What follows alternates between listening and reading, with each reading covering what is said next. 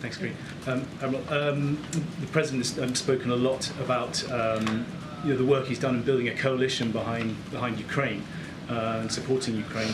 Are there any concerns that US support for Israel and as civilian casualties rise in Gaza? Is there any concern that could undermine support for the US stance on Ukraine with countries in the global south, for example, for Brazil, in Asia and Africa, who might be in terms of their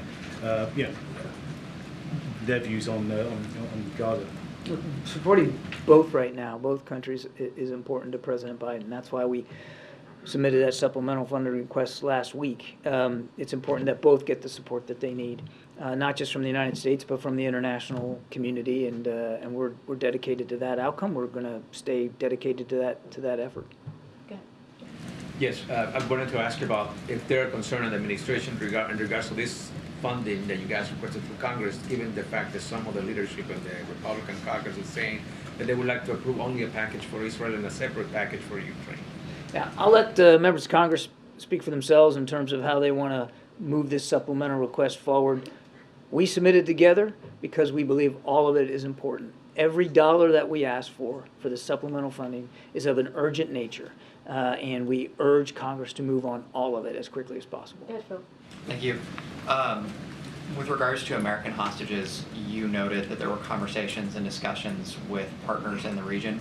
And on Friday, after those 2 Americans were thankfully freed, the President thanked the Israelis and Qataris for their partnership in this work. Are the Israelis or Qataris negotiating with Hamas on our behalf, and would the United States ever negotiate with Hamas in order to... I'm not going to go into any more detail about the discussions and the negotiations to get those Americans home. If I were to do that for you today, I might actually put at risk opportunities to get more people out, and I'm just not going to do that. Second question then, there's been an uptick on the right among some Republicans who have called for students or foreign nationals who are demonstrating in some of these pro-Palestine demonstrations or allegedly pro-Hamas demonstrations to have their student visas pulled or to face deportation. What is the administration's response to those kinds of remarks and that kind of rhetoric? I would just tell you, you don't have to agree with every sentiment that's expressed in a free country like this to stand by the First Amendment and the idea of peaceful protest. I'll leave it at that.